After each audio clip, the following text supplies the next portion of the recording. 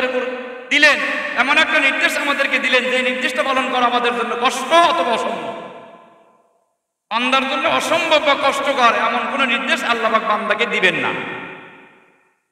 তাই বান্দার জন্য যারা সম্ভব, অসাধ্য না, সাধ্য এবং সম্ভব, আল্লাহ পাক এমন কাজের নির্দেশই আল্লাহ পাক বান্দাকে দিয়েছেন যে আল্লাহওয়ালাদের সাথে থাকো, আমি আল্লাহওয়ালাদের ব্যবস্থা করে রাখছি।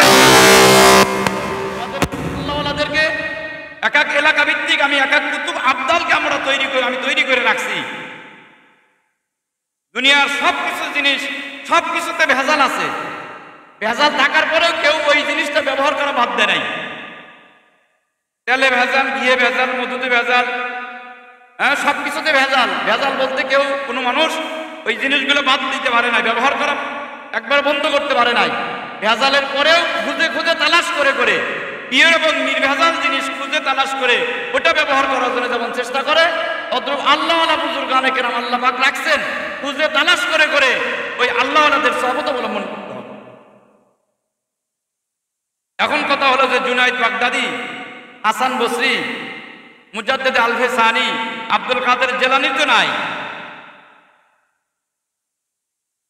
বলে হযরত জুনাইদ বাগদাদি, আব্দুল কাদের জেলানি, হাসান বসরি, বাইজিদ বোস্তামি, ওনারা আল্লাহ পাক ওনাদেরকে যেই যুগে পাঠাইছিলেন ওই যুগের মানুষের ইমানের স্তর, ওই যুগের মানুষের ইমান এবং তাদের দিলের স্তর এমন পর্যায়ে ছিল যে স্তরের মানুষের হেদায়েতের জন্য জুনাইদ বাগদাদির, হাসান বসরির প্রয়োজন ছিল। এখনকার যুগে মানুষের ইমানের স্তর যেরকম নিচে চলে গেছে, ইমান এবং আমল স্তর যেভাবে নিচে চলে গেছে, এই স্তরের উপরে এক স্তরের ওলামায়ে কেরাম, বুজুর্গানে কেরাম আল্লাহ পাক এই যুগের মানুষের জন্য ব্যবস্থা করে রাখছে। এটা খুঁজে তালাশ করে নিতে হবে।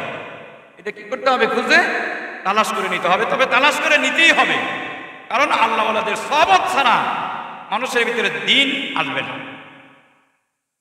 এজন্য হাদিসে কুদসি আল্লাহ পাক বলেন, আলাইকুম বিমাজালিসাতিল উলামা ওয়া ইস্তিমাই কালামিল হুকামা ফাইন্নাল্লাহা ইয়াহইল কলবা বিনুরিল হিকমাহ কামা ইয়াহইল আরযা বিমাইল মাতার।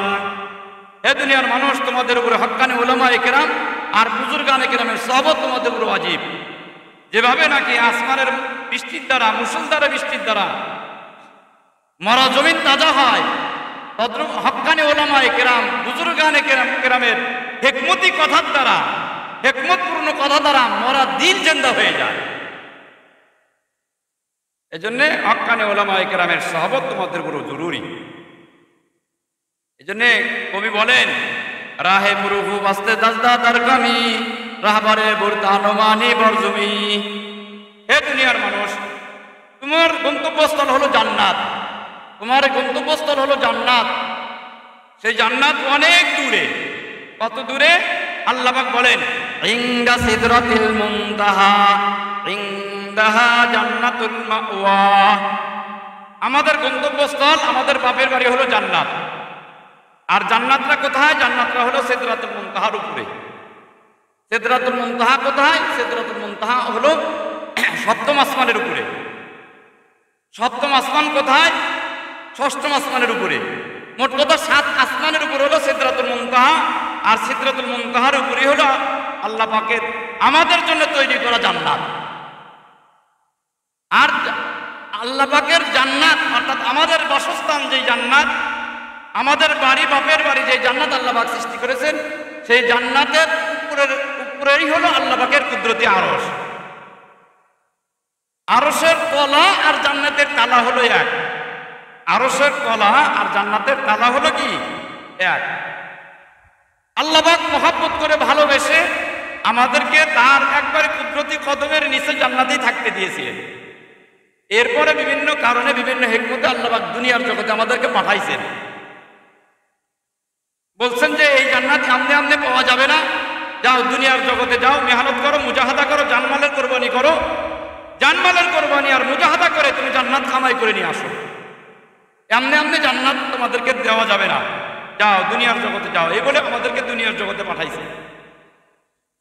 আমরা যেই দুনিয়াতে আমরা বসবাস করছি, এটা হলো কি একটা গ্রহ।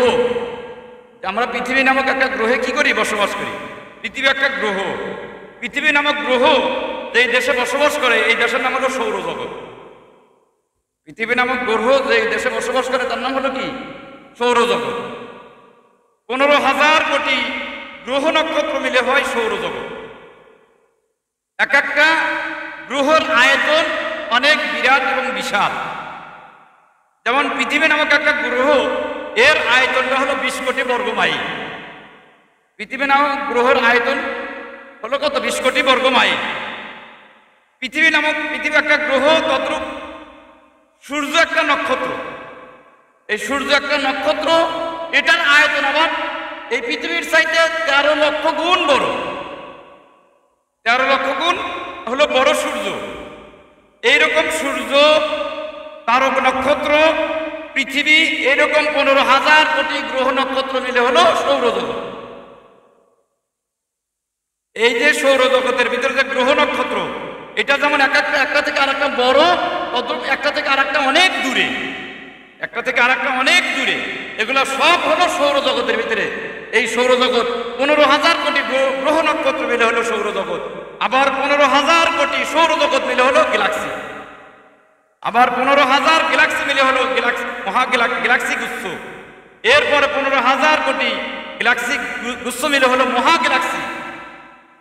এগুলো সব হলো প্রথম আসমানের নিচে, এর বলো প্রথম আসমান। তাফসীরের কিতাবে লেখেন, আল্লাহ রাসূল হাদিসের ভিতরে বলেন, জমিন থেকে আসমান যে পরিমাণ জায়গা ফাঁকা, আসমানটা আবার এ পরিমাণ মোটা। জমিন থেকে আসমান যে পরিমাণ জায়গা ফাঁকা, আসমানটা এ পরিমাণ মোটা। আবার এ পরিমাণ জায়গা ফাঁকা, আবার দ্বিতীয় আসমানটা এ পরিমাণ মোটা। আবার দ্বিতীয় আসমানের উপরে এ পরিমাণ জায়গা ফাঁকা, আবার দ্বিতীয় আসমানটা এ পরিমাণ মোটা। আবার এ পরিমাণ ফাঁকা, আবার আসমানটা এ পরিমাণ মোটা। আবার এ পরিমাণ ফাঁকা, আবার আসমানটা এ পরিমাণ মোটা। এবার এরকম ফাঁকা, আবার আসমানটা এ পরিমাণ মোটা। যাইতে যাইতে হলো সপ্তম আসমান। আর এই সপ্তম আসমানের উপরে হলো সিদরাতুল মুনতাহা। সিদরাতুল মুনতাহার উপরে হলো আমার আপনার বাপের বাড়ি জান্নাতুল মাওয়া। আমি বুঝাইতে চাইতেছি এই জিনিসটা, যে জান্নাতটা হলো আমাদের এই জায়গা থেকে অনেক দূরে, যেটা আমাদের মূল গন্তব্যস্থল। তো কবি বলেন, রাহে বুরগু বাস্তে দাদার কামি, রাহবারে বুরদানো মানি বরজমি। হে দুনিয়ার মানুষ, তোমার গন্তব্যস্থল হলো জান্নাত। যে জান্নাতটা অনেক দূরে, এবং এই দূরের জান্নাত, এই জান্নাতের দূরত্বের পথে রাস্তার মাঝে মাঝে, রাস্তার স্টেশনে তোমার শত্রুরা তোমার ইমান আমল নষ্ট করার জন্য, চিন্তাই করে নেওয়ার জন্য দলদস্যুরা, চিন্তাইকারীরা পেতে বসে আছে। যখন সুযোগ পাবে তোমার ইমান আমলকে তারা হরণ করে নিয়ে যাবে। তাই তুমি একজন রাহবার এবং পথ প্রদর্শকের সাথে নিয়ে যাও, যেন তোমার চিন্তাইকারী, তোমার শত্রু এবং চিন্তাইকারী, রাহজানকারী তোমার ইমান আমল যেন হরণ করে নিয়ে না যেতে পারে। আমার গন্তব্যস্থল হলো জান্নাত। জান্নাতের পথ অনেক দূর। এই দূরের পথ পাড়ি দিতে হলে একা একা যাওয়া যাবে না, একজন পথ প্রদর্শক রাহবারকে সাথে নিতে হবে। এই রাহবারকে একজন হাক্কানি উলামায়ে কেরাম, বুজুর্গানে কেরাম হলো রাহবার। জান্নাতের পথে রাহবার কে হবে? একজন উলামায়ে কেরাম, একজন আল্লাহওয়ালা হবে আমার এই জান্নাতের পথের রাহবার। কারণ পথ অনেক দূরে।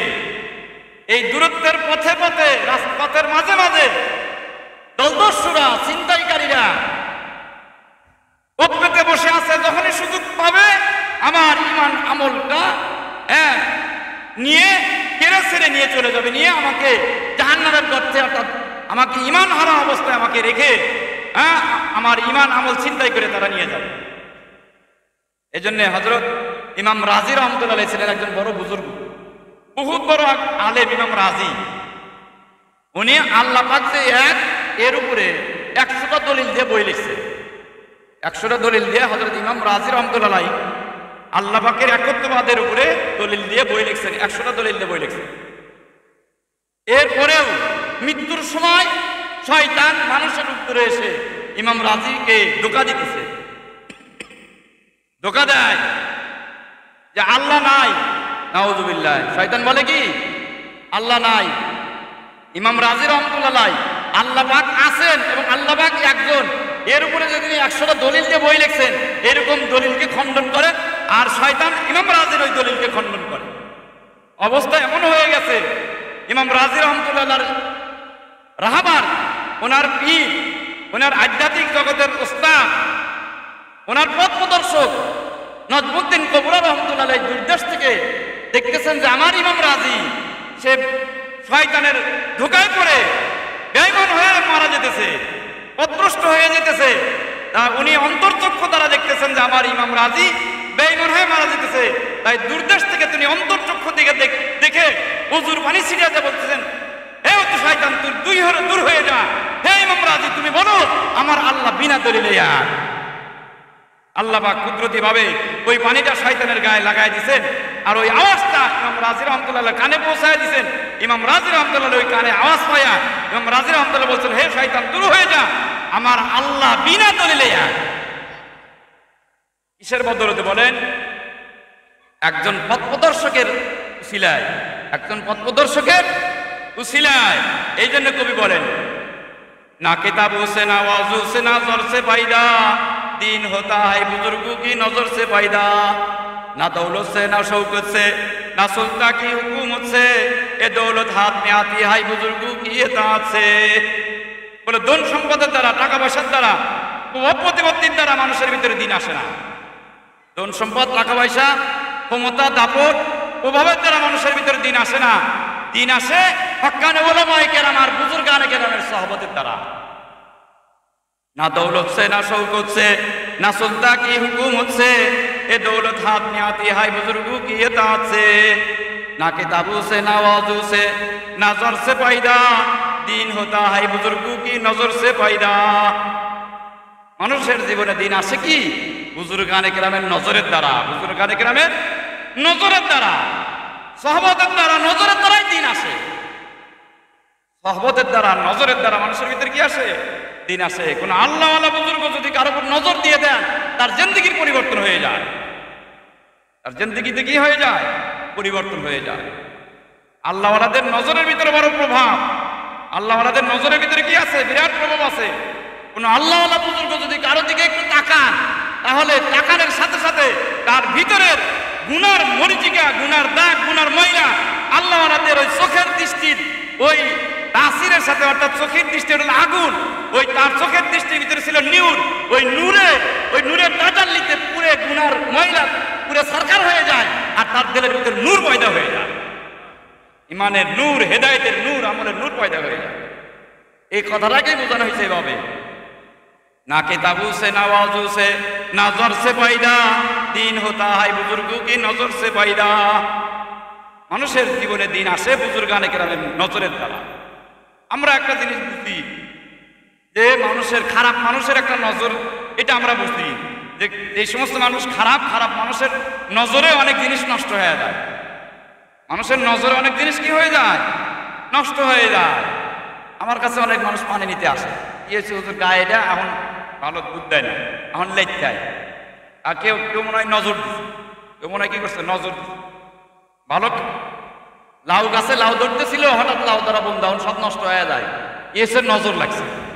ডাব গাছে ডাব ধরতেছিল, হঠাৎ করে এখন আর ডাব সব ঝুরে পড়ে যায়, কি হয়েছে? নজর লাগছে। বলে না, সুন্দর একটা সুন্দর চেহারার অধিকারী, সুন্দর সুঠাম দেহের একটা সুন্দর বাচ্চা, হ্যাঁ, এই বাচ্চাটা হঠাৎ করে তার চেহারা সুরত কালো হয়ে যায়, আর খানা পিনা খায় না, আর ঠিক মতো ঘুমায় না, তার কেমন যেন অস্থির এবং অসুস্থতার ভিতরে সময় চলে যায়। এভাবে কি হয়েছে? বলে তার নজর লাগছে, নজর লাগছে। বলে কার নজর লাগছে? বলে খারাপ লোকের নজর লাগছে। যেই মানুষটার নজর সবসময় খারাপ জায়গায় পড়তে পড়তে, যেই মানুষের নজর সবসময় খারাপ জায়গায় পড়তে পড়তে, গুনার জায়গায় পড়তে পড়তে, বেগানা নারীর উপর পড়তে পড়তে, ছবির উপর পড়তে পড়তে, সিনেমার উপর পড়তে পড়তে, মদের উপর পড়তে পড়তে, তার নজরের ভিতরে এমন একটা তাসির চলে আসছে যে এই নজরটা যদি এখন ভালো জায়গায় পড়ে, ভালো জিনিসটাও খারাপ হয়ে যায়। তো বুজুর্গানে কেরাম বলেন, খারাপ মানুষের নজরের ভিতরে যদি এই তাসির আসে, তদ্রুপ আল্লাহ পাক রব্বুল আলামিন, যে মানুষটা তার নজর সবসময় কোরআনে কারিমের উপরে, যার নজর সবসময় মসজিদের ভিতরে, যার নজর আল্লাহওয়ালাদের উপরে, যার নজর যার ধ্যান, যার জিকিরের উপরে, এই মানুষটাও যখন চোর গুন্ডা বদমাইশ বদ্দিন ফাসেক ফুজ্জারের উপরে এক নজরে তাকায়, এই ফাসেক ফুজ্জার বদ্দিন সেও মুহূর্তের ভিতরে আল্লাহওয়ালা হয়ে যায়। এই জন্য হযরত মনসুরুল হক, এক ছাত্র ছিল দাউলম দেওবন্দের, মনসুরুল হক, সরেজামি কি সরে বেখায় পড়ে এই ছাত্র মনসুরুল হক, মাদ্রাসা থেকে লজিন বাড়ি লজিন বাড়ি থেকে মাদ্রাসায় যায় আসে, বেগানা নারীর একটু নজর পড়ে গেছে, বেগানা নারীর উপর নজর পড়ে গেছে। এখন খালি তার কথা মনে পড়ে, তার উপর কথাই বারবার মনে পড়ে। কি করা যায় এখন? ওখানে তখনকার সময় বড় বুজুর্গ হযরত কাসেম নানাতুর রহমতুল্লাহ সুযোগ খোঁজেন হুজুরের কাছে গিয়ে বিষয়টা বলবেন।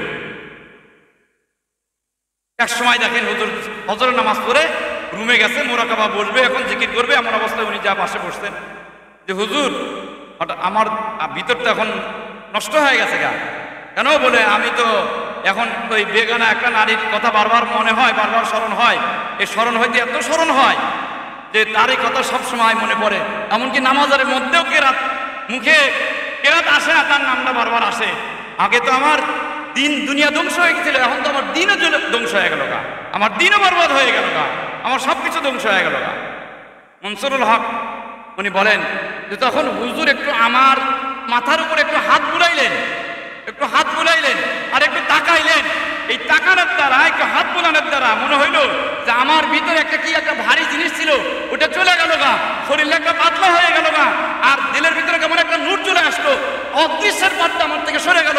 আমি দেখতেছি যে ফেরেশতা এদিক থেকে ওদিক দৌড়াদৌড়ি করতেছে, আর সারা পৃথিবীর সমস্ত অদৃশ্যের পথটা সরে গেছে। আটলান্টিক মহাসাগরে প্রাণীরা কিভাবে কি চলতেছে সেটাও দেখতেছি, আর সেই আফ্রিকার জঙ্গলে কোন প্রাণী কিভাবে চলতেছে এটাও দেখতেছি। কিসের কারণে? আল্লাহওয়ালাদের নজরের কারণে। নজরের ভিতরে এমন একটা তাসির, আল্লাহওয়ালা বুজুর্গানে কেরাম তারাও যখন মানুষ সেই বেলায়েতের সেই মাকাম অর্জন করে, তখন আল্লাহবাক তার চোখের সামনে থেকে অদৃশ্যের পর্দা আল্লাহবাক সরাইয়া দেন। সে তখন ফেরাসত নজর দ্বারা, অন্তর্চক্ষু দ্বারা পুরো দুনিয়াকে এক নজর দেখতে পায়। এই জন্য বলেন না কিতাবু সে নওয়াজু সে নজর সে পয়দা, দিন হোতা है बुजुर्ग की नजर से पैदा, खुद बा खुद कामिल नाशुद मुल्लाए रूम ता गुलामे शमसी तिब्रीजी नाशुद। উলামায়ে কেরাম, বুজুর্গানে কেরাম পিছনে যারা গেছেন তারা সাহাবাদের দ্বারা, উলামায়ে কেরামের সাহাবাদের দ্বারাই তারা এত বড় হতে পারে। এজন্য আল্লাহ রাসূল বলছেন আলা আদুল্লুকা আলা মিলাকি হাযাল আমরিল্লাযী তুসিবু বিহি খায়রাদ দুনিয়া ওয়াল আখিরাহ, আমি কি তোমাদেরকে দ্বীনের কাজে শক্তি বৃদ্ধিকারী আমলের কথা বলবো? এই কথা বলে নবীজি নিজেই বলেন আলাইকা মাজালিসা আলা যিকরে, তোমাদের উপর জরুরি হলো তোমাদের দ্বীনের কাজে শক্তি বৃদ্ধিকারী জিনিসটার নাম হলো আল্লাহওয়ালাদের মজলিস। আল্লাহওয়ালাদের মজলিসে যত বসবে তত তোমাদের রুহানি খোরাক হবে। আল্লাহওয়ালাদের মজলিসের দ্বারা দিলের ভিতরে আল্লাহ পাকের ভয় পয়দা হবে, আল্লাহ পাকের মহব্বত বৃদ্ধি পাবে, ইমানের নূর তাজা হবে, আখিরাতের কথা স্মরণ হবে, আল্লাহর কথা স্মরণ হবে, নিজের অতীতের ভুল ধরা পড়বে। এই জন্য আল্লাহ রাসূল বলেন আলা আদুল্লুকা আলা মিলাকি হাযাল আমরিল্লাযী তুসিবু বিহি খায়রাদ দুনিয়া ওয়াল আখিরাহ আলাইকা মাজালিসা আলা যিকরি, আমি কি তোমাদেরকে দ্বীনের কাজে শক্তি বৃদ্ধিকারী আমলের কথা বলবো? তা হলো আল্লাহওয়ালাদের মজলিস। এই জন্য আল্লাহওয়ালাদের মজলিস যেখানেই পাবো, যখনই পাবো, ওই মজলিসকে গনিমত মনে করে মজলিসে বসে যাবো।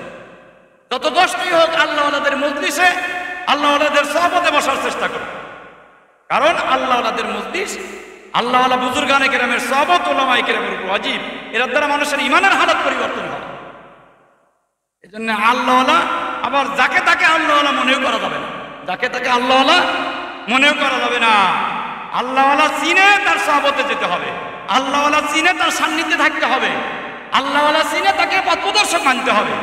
যাকে তাকে পথপ্রদর্শক মানা যাবে না, কারণ এটা ভেজালের যুগ। সবকিছুতেই যেমন ভেজাল, এই আল্লাহওয়ালা বুজুর্গানে কেরামের এই রাস্তাতে এসে ভেজাল, এই রাস্তাতে এসে কি ভেজাল ঢুকছে। এই কারণে কবি বলেন চার চিজি শর্ত হয় ইস্তেফাদা কে লিয়ে ইত্তেলাও ইত্তেবাও ইতিকাদ ও ইনকিয়াদ। হে দুনিয়ার মানুষ, সাধনার মাধ্যমে আল্লাহ পর্যন্ত পৌঁছান তোমাদের জন্য চারটা শর্ত। একজন আল্লাহওয়ালা বুজুর্গের মাধ্যমে তার সহবত থেকে সাধনা করে, মেহনত করে আল্লাহ পর্যন্ত পৌঁছার জন্য চারটা শর্ত। একটা হলো একজন খাঁটি আল্লাহওয়ালা চিনতে হবে, খাঁটি আল্লাহওয়ালা বাছাই করতে হবে। খাঁটি আল্লাহওয়ালা আগে একজন কি করতে হবে? বাছাই করতে হবে। এই জন্য খাঁটি আল্লাহওয়ালা কারা, তাদেরকে আগে চেনা দরকার।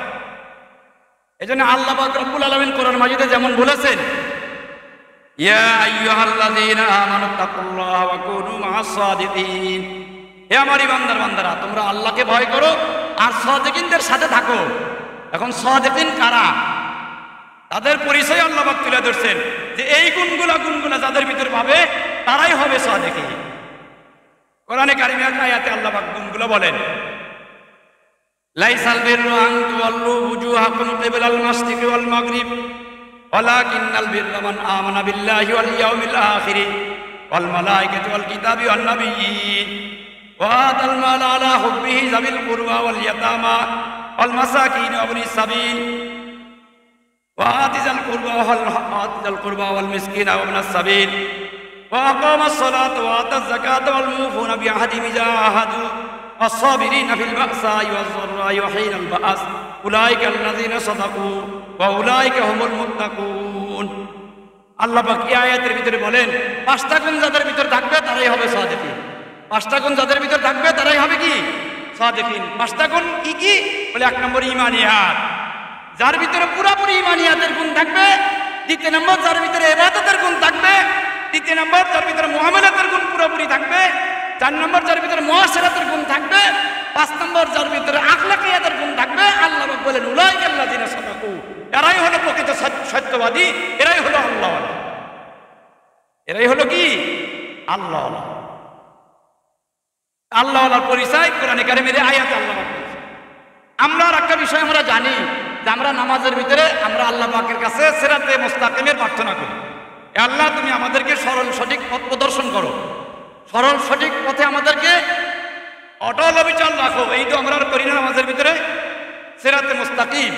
সিরাতে মুস্তাকিম মুফাসসিরিনে কেরাম বলেন যে সিরাতে মুস্তাকিমের চার অংশ। সিরাতে মুস্তাকিমের চারটা অংশ। প্রথম অংশের নাম শরীয়ত, দ্বিতীয় অংশের নাম তরিকত, তৃতীয় অংশের নাম হাকিকত, চতুর্থ অংশের নাম হলো মারিফাত। শরীয়ত, তরিকত, হাকিকত, মারিফাত, এটা হলো সিরাতে মুস্তাকিমের ব্যাখ্যা। সিরাতে মুস্তাকিমের ব্যাখ্যা হলো চারটি: শরীয়ত, তরিকত, হাকিকত, মারিফাত। প্রত্যেকটার বানানে অক্ষর আবার পাঁচটি। প্রত্যেকের বানানে অক্ষর কয়টি? পাঁচটি। শরীয়ত শিন র ইয়া আইন তা শরীয়ত, তরিকত কর ইয়া কফতা তরিকত, হাকিকত হা কফ ইয়া কফতা হাকিকত, মারিফাত মিম আইন র ফা তা মারিফাত। প্রত্যেকটার বানানে অক্ষর পাঁচটি। আল্লাহ পাক বলছেন তোমরা বান্দা আল্লাহ পাকের কাছে সিরাতে মুস্তাকিম চাও। সিরাতে মুস্তাকিম শরীয়ত, তরিকত, হাকিকত, মারিফাত, অর্থাৎ আল্লাহ পাকের কাছে শরীয়ত, তরিকত, হাকিকত, মারিফাতের পথ কামনা করো। তো শরীয়ত কাকে বলে, তরিকত কাকে বলে? কে শরীয়তের উপর আছে, কে তরিকতের উপর আছে, কে হাকিকতের উপর আছে, কে মারিফাতের উপর আছে, এটা বোঝা যাবে কখন? মুফাসসিরিনে কেরাম বলেন প্রত্যেকটার বানানো অক্ষর পাঁচটি, কারণ দুইটি। প্রত্যেকটার বানানো অক্ষর কয়টি? পাঁচটি, কারণ হলো দুইটি। তার এক নম্বর কারণ, আল্লাহ পাক দৈনিক মানুষের উপরে 5 ওয়াক্ত নামাজ ফরজ করেছেন। দৈনিক 5 ওয়াক্ত নামাজ মানুষের উপর ফরজ করেছেন। যেই মানুষটার দৈনিক 5 ওয়াক্ত নামাজ ঠিক আছে, ওই মানুষের জন্য 5 অক্ষরে বানানো শরীয়ত তার জন্য ঠিক আছে। যেই মানুষটার দৈনিক 5 ওয়াক্ত নামাজ ঠিক আছে, তার জন্য 5 অক্ষরে বানানো তরিকত তার ঠিক আছে, সে তরিকতের উপর আছে। যেই মানুষটার দৈনিক 5 ওয়াক্ত নামাজ ঠিক আছে, তার 5 অক্ষরে বানানো হাকিকত তার ভিতরে আছে। যেই মানুষটার দৈনিক 5 ওয়াক্ত নামাজ তার ঠিক মতো আছে, ওই মানুষটার 5 অক্ষরে বানানো মারফাত তার ভিতরে আছে। যার দৈনন্দিন 5 ওয়াক্ত নামাজই তার ঠিক নাই, সে মারফাত তো দূরের কথা, সে শরীয়তের উপর মধ্যেই নাই। শরীয়ত হলো ক্লাস 1 আর মারফাত হলো ক্লাস 5। যেই ছাত্ররা ক্লাস 1ই না পড়ে, সে মারফাতে অর্থাৎ 5ম শ্রেণী কেমনে ভর্তি হয় বলেন? আমাদের সমাজে অনেক মানুষ আছে যার ভিতরে শরীয়ত নাই, অর্থাৎ নামাজ নাই। আমাদের শরীয়ত সমাজে এমন মানুষ আছে যার ভিতরে শরীয়তের বিধান পর্দা নাই, কিন্তু মারফাতের দাবি করে। আমাদের সমাজে অনেক আছে নামাজ নাই, মারফাতের দাবি করে। পর্দা নাই, মারফাতের দাবি করে। গান বাজনা পারে, মারফাতের দাবি করে। মদ গাঁজা খায়, মারফাতের দাবি করে। করে কি করে না? অথচ আল্লাহ পাক বলেন তোমরা চাও সিরাতে মুস্তাকিম। আর এই সিরাতে মুস্তাকিম 4টা শাখার নাম: শরীয়ত, তরিকত, হাকিকত, মারিফাত। এই 4টার প্রত্যেকটার বানানো অক্ষর 5টি, কারণ হলো 2টি। এক নম্বর কারণ, যার দৈনিক 5 ওয়াক্ত নামাজ ঠিক আছে, তার শরীয়ত ঠিক আছে, তরিকত ঠিক আছে, হাকিকত ঠিক আছে, তার মারিফাত ঠিক আছে। তার দৈনিক 5 ওয়াক্ত নামাজই ঠিক নাই, যে নিজেই 5 ওয়াক্ত নামাজ পড়ে না, সে তার তো শরীয়তই নাই। তরিকত, আর তরিকত তো দূরের কথা, তার ভিতর তরিকত নাই, তার ভিতর হাকিকত নাই, তার ভিতর মারেফত নাই। এই হলো এক কারণ। দ্বিতীয় নম্বর, ইসলামের বুনিয়াদি ভিত্তি কয়টি? 5টি। কালেমা, নামাজ, রোজা, হজ, যাকাত। কালেমা, নামাজ, রোজা, হজ, যাকাত। সিরাতে মুস্তাকিমের 4টি অংশ, শরীয়ত, তরিকত, হাকিকত, মারেফত, বানানো অক্ষর প্রত্যেকটার 5টি। কারণ 2টি।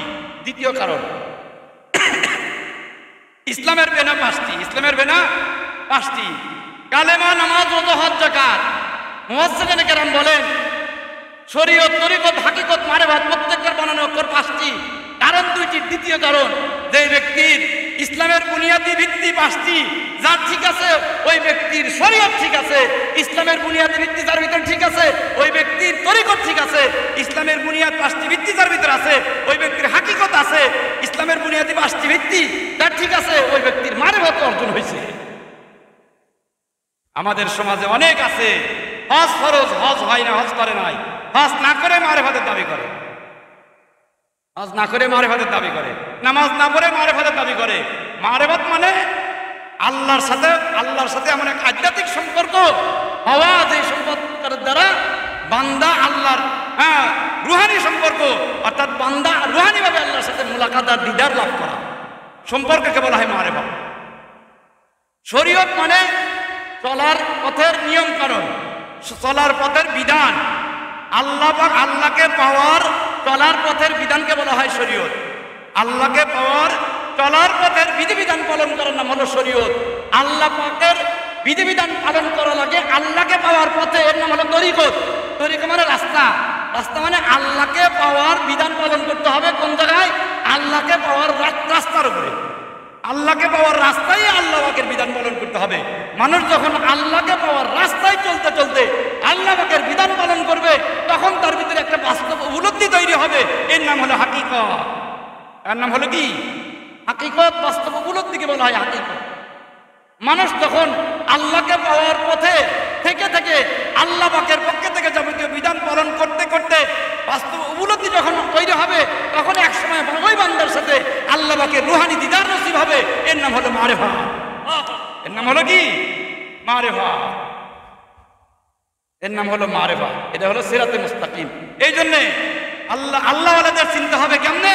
বলে আল্লাহওয়ালাদের চেনার পরিচয় হলো, যেই মানুষের ভিতরে ইমানিয়াত, ইবাদাত, মুআমালাত, মুআশারাত আছে, যে মানুষ 5 ওয়াক্ত নামাজ দৈনিক নিয়মিত পড়ে, যেই মানুষটার ভিতরে ইসলামের বুনিয়াদি 5টি বিধান, 5টি রুকুন আছে, বুনিয়াদি 5টি ভিত্তি আছে, ওই মানুষটা হলো আল্লাহওয়ালা। আল্লাহ পাক বলেন, কুনু মা'আস সাদিকিন। এমন মানুষ যদি পেয়ে যাও, তাকে নিজেকে তার সামনে মুর্দার মতো বানায় দাও। এমন মানুষ যখন পেয়ে যাবে, তখন তার সামনে নিজেকে মুর্দার মতো বানায় ফেলবে। মুর্দাকে যখন গোসল দেয়, তখন যেদিকে ইচ্ছা সেদিকে কি করে? গোসলদাতারা যেদিকে ইচ্ছা সেদিকে নিয়েই গোসল করে। এমন আল্লাহওয়ালা বুজুর্গ মানুষ যখন তোমরা পেয়ে যাও, তার সামনে নিজেকে মুর্দার মতো বানায় ফেলো। সে তোমাকে যা হুকুম করবে তাই মানবে। তার হুকুম মানার ভিতরে তুমি কামিয়াবি আর সফলতা মনে করো, যে তার বিধান, তার হুকুম, তার নির্দেশ পালন করার ভিতরে আমার সংশোধন, আমার ইসলাম, আমার পরিবর্তন, আমার আত্মশুদ্ধি আল্লাহ পাক তার হুকুম পালন করার ভিতরেই, তার নির্দেশ পালন করার ভিতরেই আল্লাহ পাক নিহত রাখছে।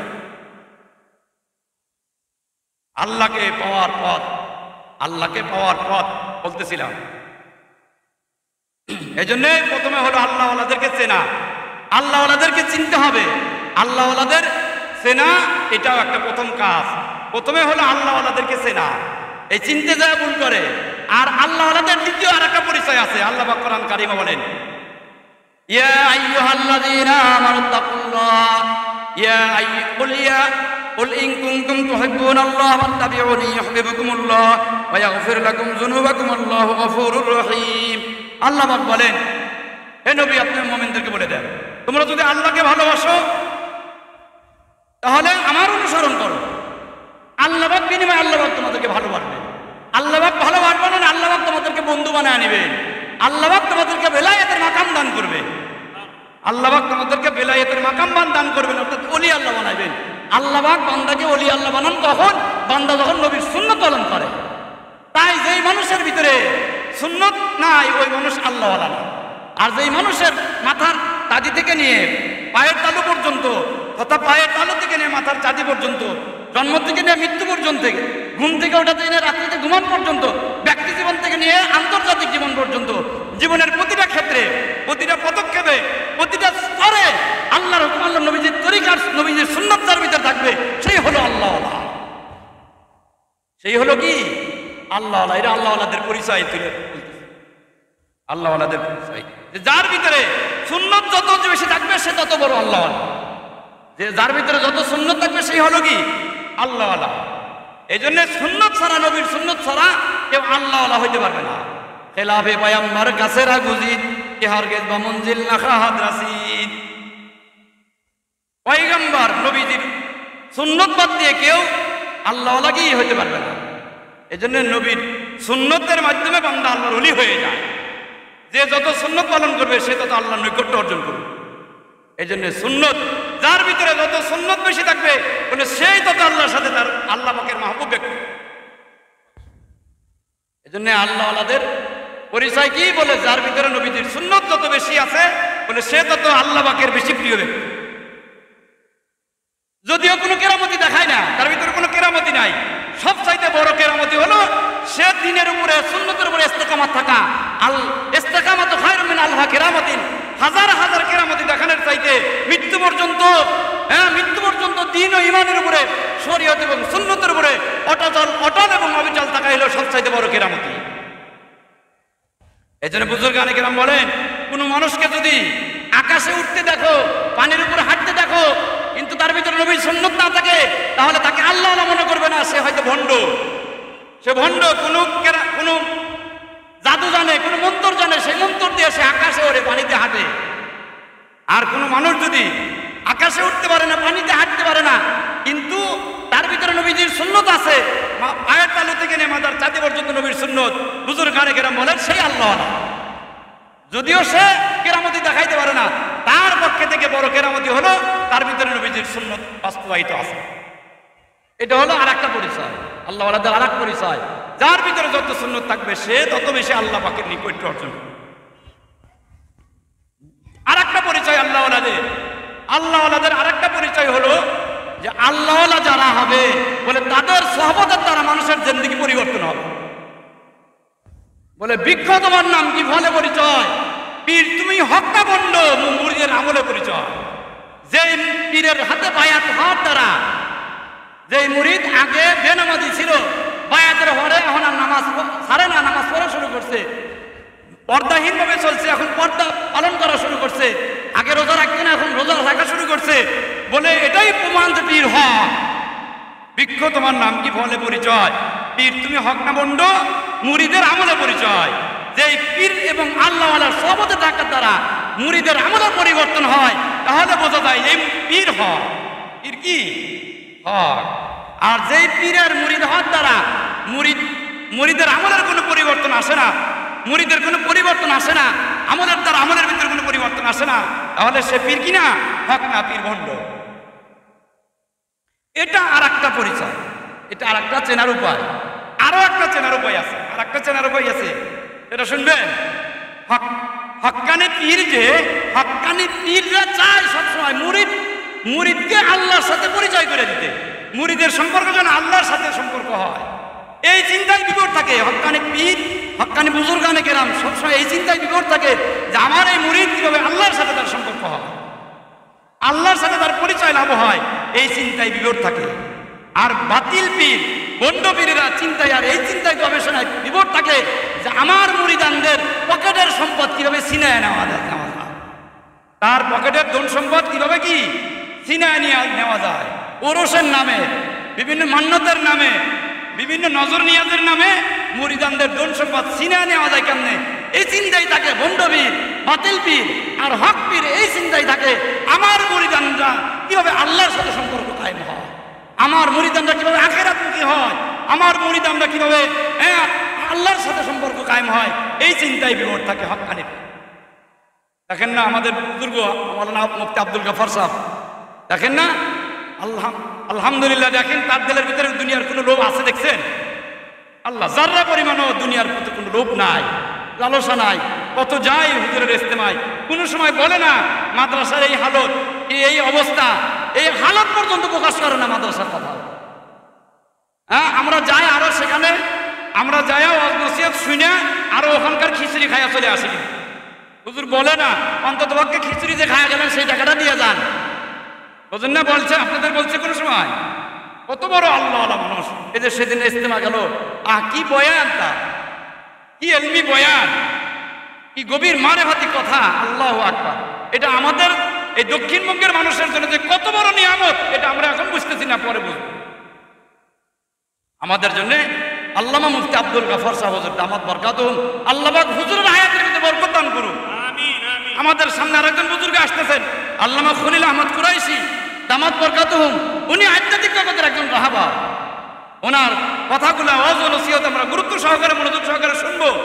ওনার চেহারার দিকে তাকায় থাকবো, ওনার সহবত নেব, ওনার অজিবে আমল নিয়ে আমরা বাড়িতে যাবো ইনশাল্লাহ। কি বলে? তো এই 1 নম্বর কাজ হলো হক্কানি পীরকে চেনা, এই এক কাজ, প্রথম কাজ। দ্বিতীয় নম্বর হলো পীর খালি চিনলে হবে না, পীরের প্রতি মনের ভক্তি আর ভালোবাসা থাকা লাগবে। পীর হক কিন্তু তার প্রতি মনের ভক্তি আর ভালোবাসা নাই, ইসলাহ হবে না, সংশোধন হবে না, পরিবর্তন হবে না নিজের দিলের পরিবর্তনের জন্য, ইসলামের জন্য পীর সাহেবের প্রতি, ওই আল্লাহওয়ালার প্রতি ভক্তি আর ভালোবাসা থাকা লাগবে। এটা দ্বিতীয়, তার মাধ্যমে নিজের ইসলাম অর্জন করার দ্বিতীয় শর্ত। 1 নম্বর শর্ত হলো পীরকে চেনা, পীর হক কিনা। এরপর দ্বিতীয় নম্বর হলো পীরের প্রতি মনের ভক্তি আর ভালোবাসা আছে কিনা। যদি ভক্তি আর ভালোবাসা থাকে তাহলে তার দ্বারাই নিজের ইসলাম সম্ভব। পীর হক কিন্তু তার প্রতি মনের ভক্তি নাই, ভালোবাসা নাই, বলে আপনার সে যতই নসিহত করে শোনাক আপনার পরিবর্তন হবে না, কারণ আপনি তার প্রতি ভক্তি আর ভালোবাসা নাই। এই জন্য দ্বিতীয় শর্ত হলো কি? ভক্তি আর ভালোবাসা। পুরাপুরি ভক্তি থাকা লাগবে, ভালোবাসা থাকা লাগবে।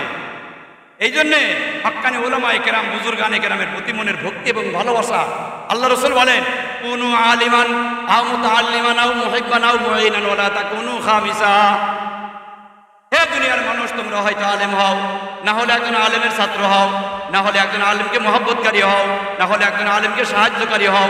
এই 4 ব্যক্তির ভিতরে, এই 4 জিনিসের ভিতরে থাকবে, পঞ্চমে যাবে না, তাহলে ধ্বংস হয়ে যাবে।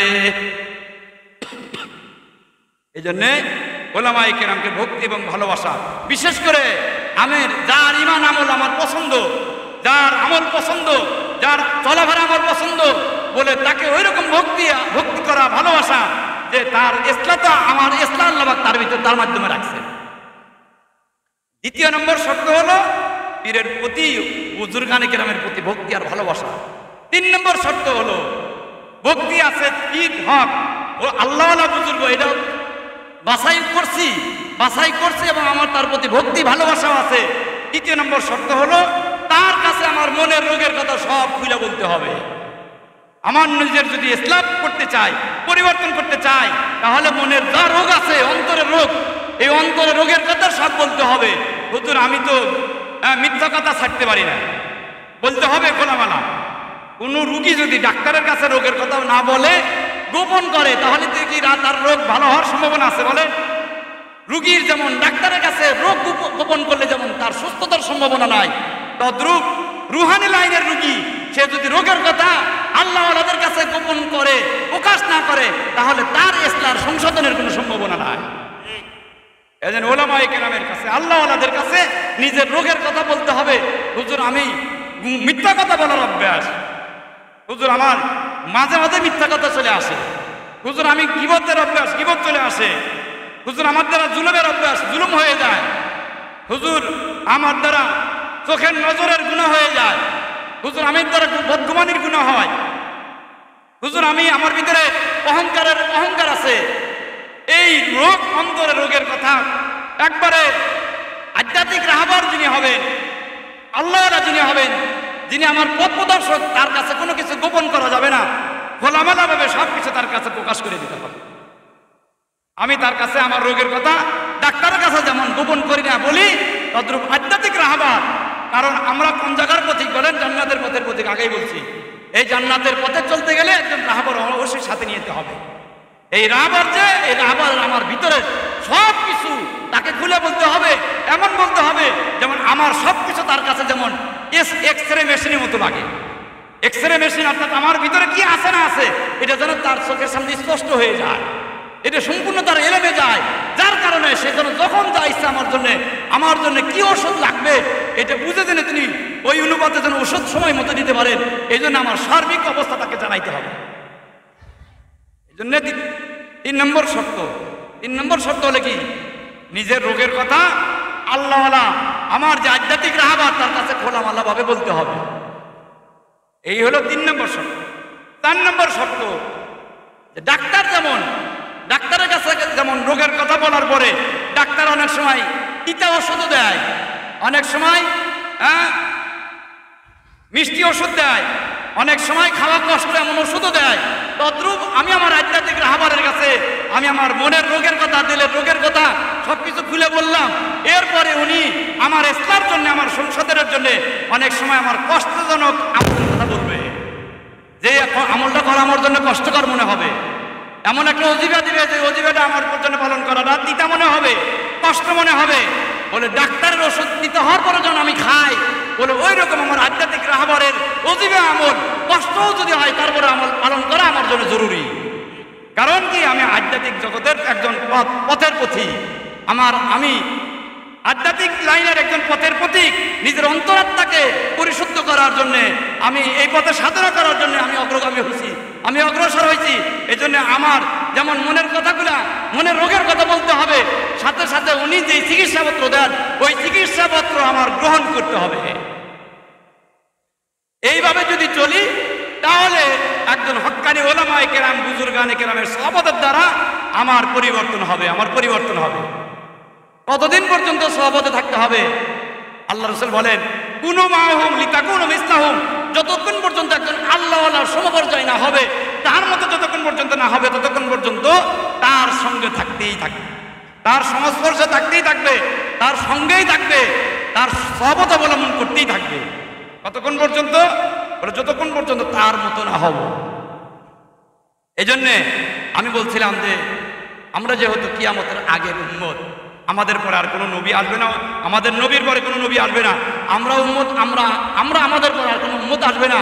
কিয়ামতের আগে, কিয়ামতের সময় কাছাকাছি, এই সময় আমাদের ফিতনার যুগ চলতেছে। এই যুগে, ফিতনার যুগে আমরা দ্বীন ও ঈমানের উপরে, হেদায়েতের উপরে, সুন্নতের উপরে অটল অবিচল থাকার 2টা ব্যবস্থা।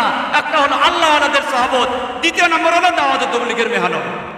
2য় নম্বরে বলছিলাম হলো দাওয়াত তাবলীগের মেহনত, আগে বললাম হলো আল্লাহওয়ালাদের সহবত। আল্লাহ পাক বলেন, ইয়া আইয়ুহাল্লাযীনা আমানুত্তাকুল্লাহা ওয়া কুনু মা'আস সাদিকিন, হে আমার ইমানদার বান্দারা, তোমরা আল্লাহ তাআলাকে ভয় করো এবং যারা প্রশিক্ষণের মাধ্যমে আল্লাহ তাআলার ভয়ের গুণ অর্জন করেছে তাদের সাথে থেকে থেকে আল্লাহ পাকের ভয়ের গুণ অর্জন করা শেখো। তাদের সাথে থেকে থেকে আল্লাহ পাকের ভয়ের গুণ অর্জন করা শেখো। এই জন্য আল্লাহ পাক আমাদেরকে যেন মৃত্যু পর্যন্ত দ্বীনের উপরে, ঈমানের উপরে অটল অবিচল রাখেন। এই জন্য একটা ব্যবস্থা হলো আল্লাহওয়ালাদের সহবত। 2য় নম্বর আর একটা ব্যবস্থা আছে, সেটা হলো দাওয়াত তাবলীগের মেহনতের সাথে লেগে থাকতে হবে। দাওয়াত তাবলীগের মেহনতের সাথে কি লেগে থাকতে হবে? কারণ আল্লাহ পাক রব্বুল আলামিন বলেন, কুনতুম খায়রা উম্মাতিন উখরিজাত লিন-নাস তা'মুরুনা বিল মা'রুফি ওয়া তানহাউনা আনিল মুনকারি ওয়া তু'মিনুনা বিল্লাহ। আল্লাহ পাক বলেন, তোমরাই সর্বশ্রেষ্ঠ উম্মত, তোমরাই সর্বশ্রেষ্ঠ উম্মত। তোমাদেরকে সৃষ্টি করা হয়েছে, দুনিয়াতে প্রেরণ করা হয়েছে মানব জাতির কল্যাণ কামনার জন্য। মানব জাতির কল্যাণ কামনার জন্য তোমাদেরকে সৃষ্টি করা হয়েছে, দুনিয়াতে প্রেরণ করা হয়েছে। তোমাদের কাজ হলো মানুষকে সৎ পথ প্রদর্শন করা, সৎ পথের দিকে মানুষকে দাওয়াত দিবে, অসৎ পথ থেকে মানুষকে বাধা প্রদান করবে। কত তুমিনুনা বিল্লাহ, এরপরে আল্লাহ পাকের কাছে তোমরা ইমানদার হওয়ার দাবি করবে, মানুষের কাছে ইমানদার বলে সাক্ষী দিবে, ইমানদার হওয়ার দাবি করবে। এই জন্য আমাদের উপর 2য় একটা দায়িত্ব আছে, সেটা হলো কি দাওয়াত তাবলীগের মেহনত করা। এই মেহনতের কাজ শুধু আল্লাহ পাক আমাদের উপর দান করেন নাই, এই দায়িত্ব আল্লাহ পাক দিয়েছিলেন 16 লক্ষ আম্বিয়া কেরামকে। সমস্ত নবীদের কাজ ছিল কি বলেন? মানুষকে দ্বীনের পথে দাওয়াত দেওয়া। সমস্ত নবীদের কাজ ছিল কি? মানুষকে দ্বীনের পথে দাওয়াত দেওয়া, আল্লাহর সাথে সম্পর্ক করায় দেওয়া, দুনিয়ামুখী মানুষকে আখিরাতমুখী করে দেওয়া, মাখলুকমুখী মানুষকে খালিকমুখী করে দেওয়া, বেদাতমুখী মানুষকে সুন্নতমুখী করা। এই কাজ ছিল সমস্ত আম্বিয়া কেরাম, 16 লক্ষ বা 2.5 লক্ষ আম্বিয়া কেরামের দায়িত্ব। এই একই দায়িত্ব ছিল অপ্রষ্ট উম্মতকে সঠিক পথের দিশারি দেওয়া, সঠিক পথের রাহবারি করা। এই জিম্মাদারি যেমন লক্ষ নবীদের ছিল, ওই জিম্মাদারিটা আল্লাহ পাক মেহেরবানি করে দয়া করে আল্লাহ পাক আমাদের মর্যাদা বাড়ায় দিবেন। তাই এই জিম্মাদারির আল্লাহ পাক এই উম্মতের জিম্মাদারি আল্লাহ পাক এই উম্মতের কি করেছেন? অর্পণ করেছেন। অর্পণ করে বলছেন কুনতুম খায়রা উম্মাহ উখরিজাত লিন-নাস। সমস্ত উম্মতের মধ্যে, ১৬ লক্ষ নবীর উম্মতের মধ্যে সর্বশ্রেষ্ঠ উম্মত তোমরা, শেষ নবীর উম্মত। ১৬ লক্ষ নবীর উম্মতের মধ্যে সর্বশ্রেষ্ঠ উম্মত তোমরা মুহাম্মদুর রাসূলুল্লাহ সাল্লাল্লাহু আলাইহি ওয়াসাল্লামের উম্মত। কেন তোমরা সর্বশ্রেষ্ঠ উম্মত? কারণ বিশেষ দায়িত্বের কারণে তোমরা সর্বশ্রেষ্ঠ। বিশেষ দায়িত্বটা কি? বলে বিশেষ দায়িত্বটা হলো মানুষকে সৎ পথের আহ্বান করবে, মানুষকে নামাজের দিকে ডাকবে, মানুষকে রোজার দিকে ডাকবে, মানুষকে হজের দিকে দাওয়াত দিবে, মানুষকে মসজিদের দিকে দাওয়াত দিবে, মানুষকে ইবাদতের দিকে দাওয়াত দিবে, মানুষকে আখিরাতের দিকে দাওয়াত দিবে, মানুষকে আল্লাহর দিকে দাওয়াত দিয়ে নিয়ে আসবে। এই দায়িত্ব তোমাদের। ওয়াতানহাউনা আনিল মুনকার, তোমাদের আর একটা দায়িত্ব হলো মানুষকে নাফরমানি থেকে, গুনার কাছ থেকে, বেহায়াপনা থেকে, নির্লজ্জ কাছ থেকে, অন্যায় অপরাধের কাছ থেকে তোমরা মানুষকে বাধা দিয়ে রাখবে, ফিরায় রাখবে। এই বাধা কেমনে দিবে? আল্লাহ রাসূল বলেন মান রাআ মিনকুম মুনকারান ফালইউগাইয়িরু বিয়াদিহি। সম্ভব যদি হয়, অনর্থক নির্লজ্জ বেহায়াপনা কাজ যদি হতে দেখো, যদি সম্ভব হয় তাহলে হাত দ্বারা বাধা দিবে।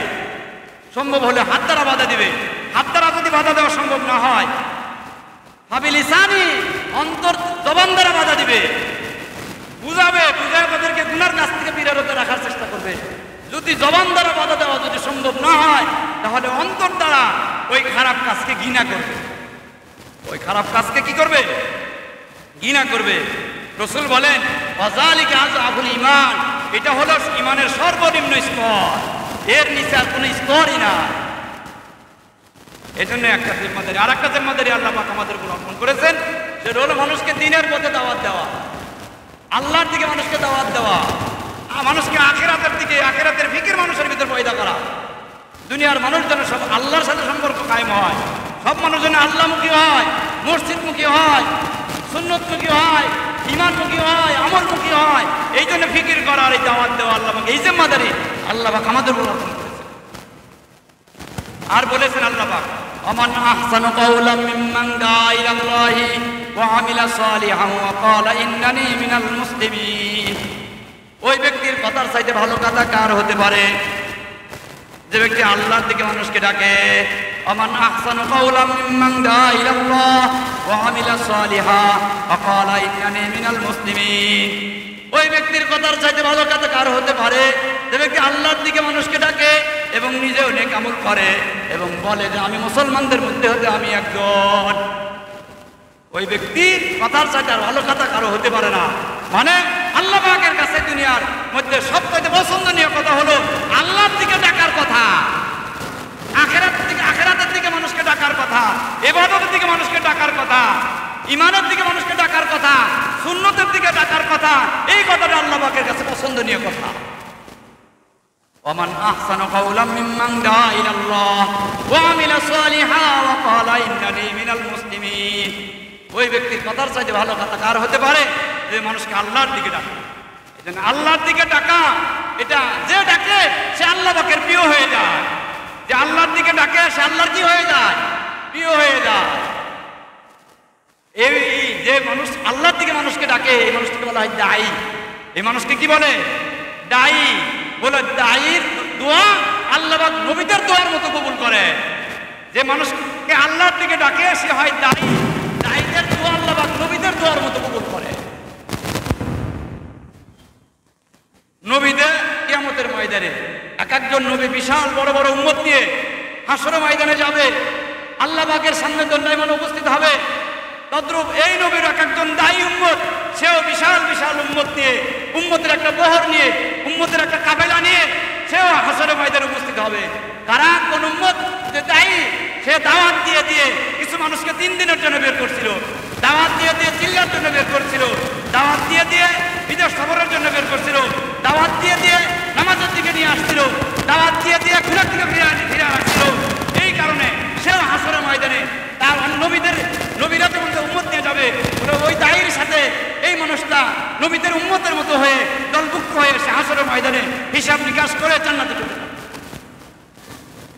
এই জন্যে এই উম্মতের দ্বীন ও ঈমানের উপরে, হিদায়াত এবং সুন্নাতের উপরে অটল অবিচল থাকার দ্বিতীয় ব্যবস্থা হলো মৃত্যু পর্যন্ত দাওয়াত তাবলীগের মেহনতের সাথে লেগে থাকা।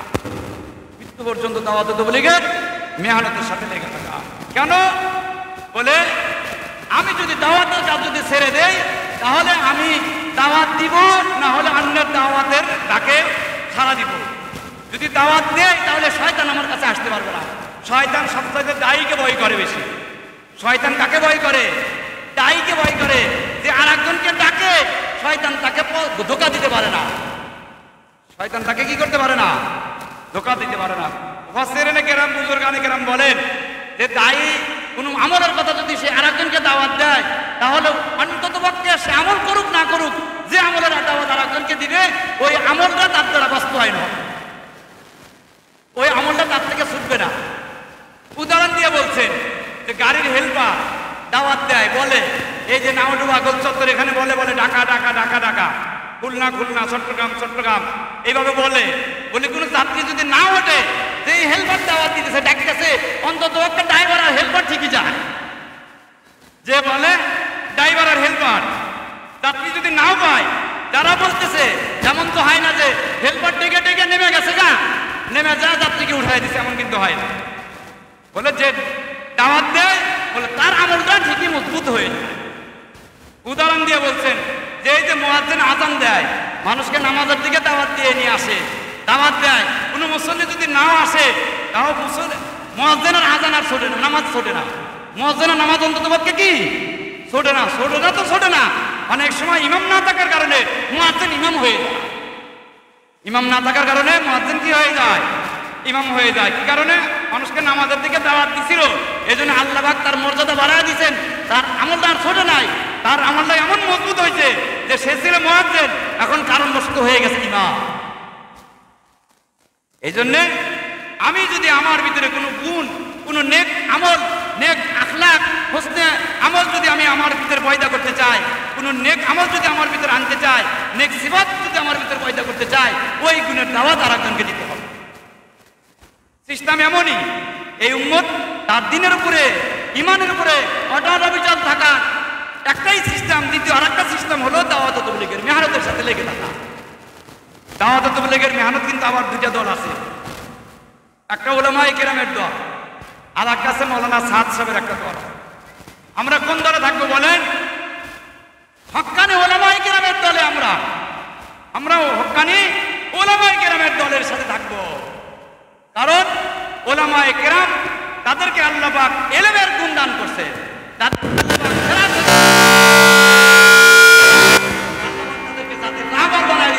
তাদের সাথে যদি থাকি তাহলে আমার পথভ্রষ্ট হওয়ার সম্ভাবনা না।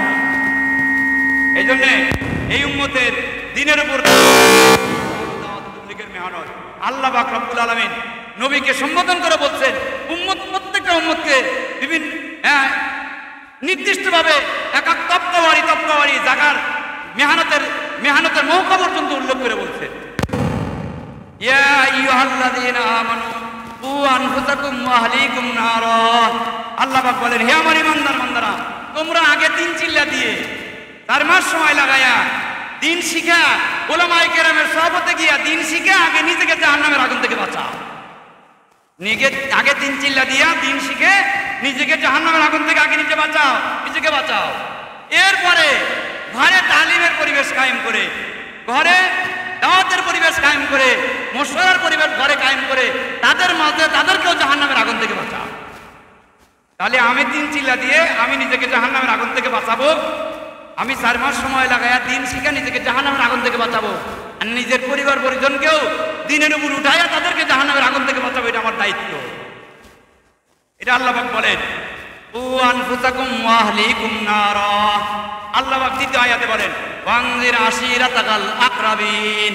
হে নবী, আপনি আপনার নিকটতম আত্মীয় স্বজনকে জাহান্নামের ভয় প্রদর্শন করেন।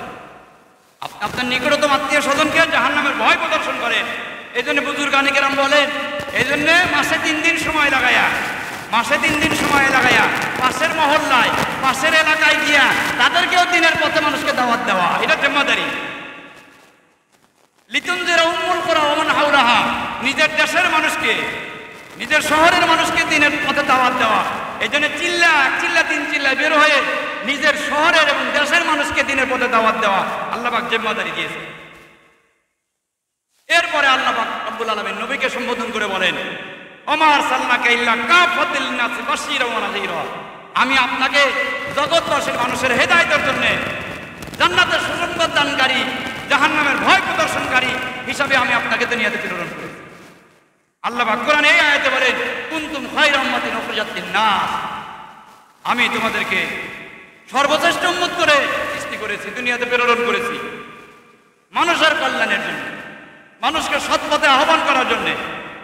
তোমরা মানুষকে সৎ পথ প্রদর্শন করবে, অসৎ পথ থেকে মানুষকে বাধা দিয়ে রাখবে, ফিরায় রাখবে, গুনার কাছ থেকে মানুষকে ফিরায় রাখবে, এটা তোমাদের দায়িত্ব। এই জন্যে আল্লাহ পাক বলছেন, উখরিজাত লিন-নাস, পুরা বিশ্বের মানুষের হেদায়েতের জন্য তোমাদেরকে দুনিয়াতে প্রেরণ করা হয়। দেখেন, আমাদের নবীকেও আল্লাহ পাক বিশ্বের মানুষের হেদায়েতের জন্য পাঠাইছিলেন।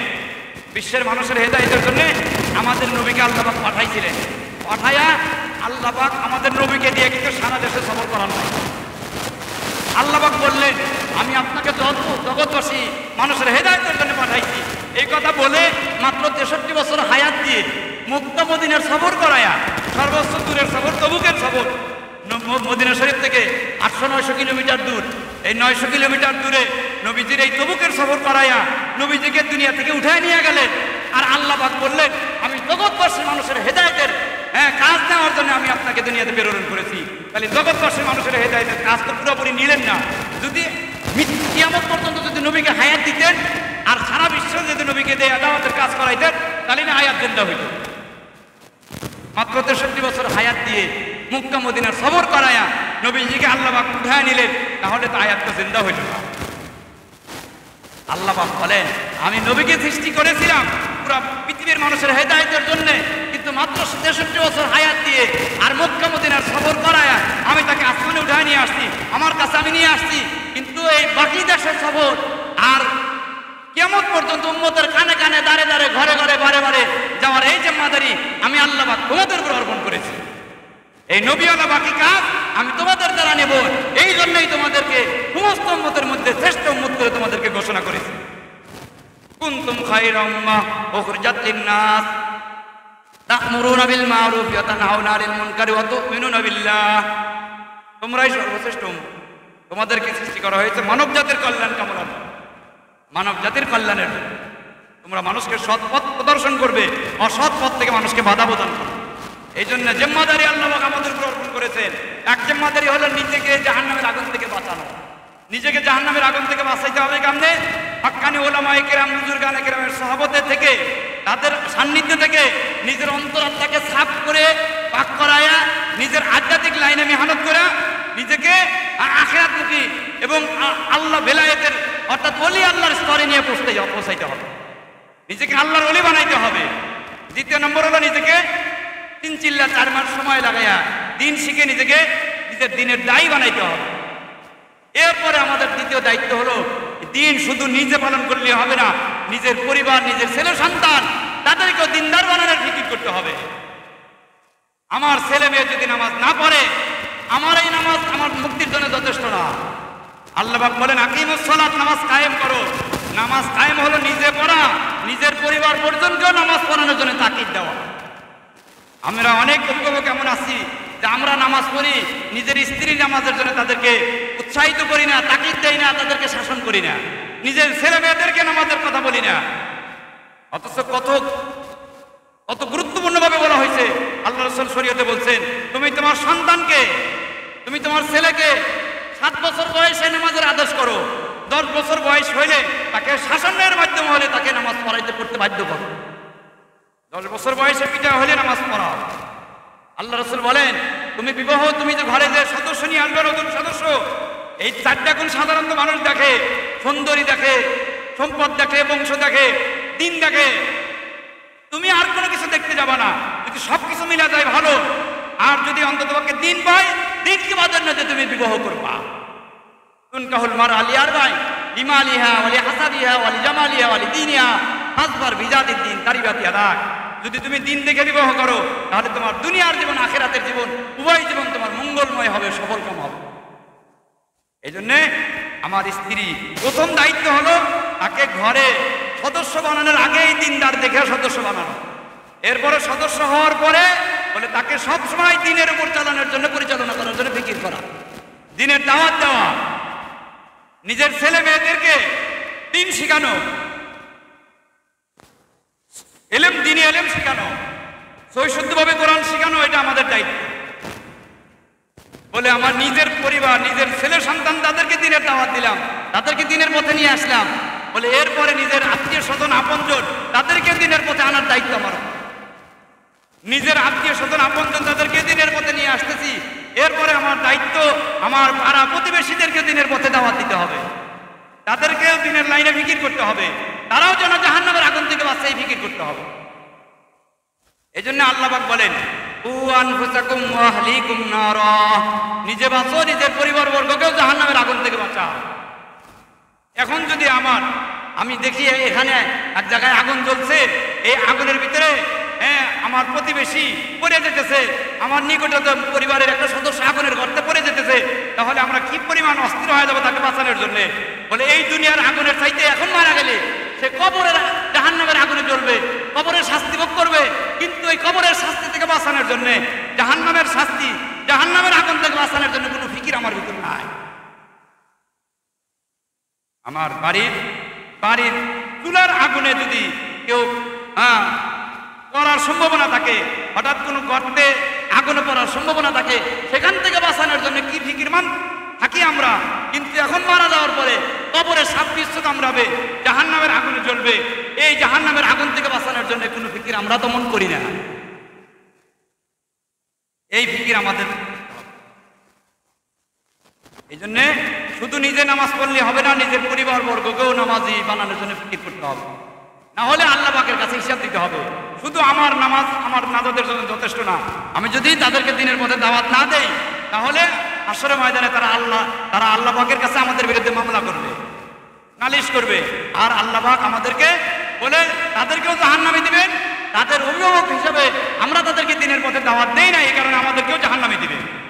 এই জন্যে দুটি কাজের কথা বলছিলাম। এক নম্বর হলো মৃত্যু পর্যন্ত আমাদের জন্য দিনের উপরে অটল অবিচল থাকার জন্য দুইটা ব্যবস্থা, দুইটা আমল। এক নম্বর আল্লাহওয়ালা আহলুল্লাহদের সহবত, বুজুর্গানে কেরাম, ওলামায়ে কেরামের সহবত, আল্লাহওয়ালাদের সহবতে থাকা।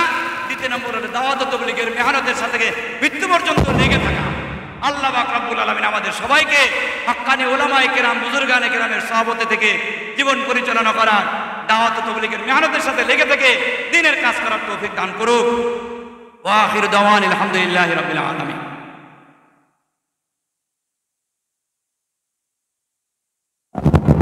মাশাআল্লাহ, বারাকাল্লাহু ফি হায়াতিহি।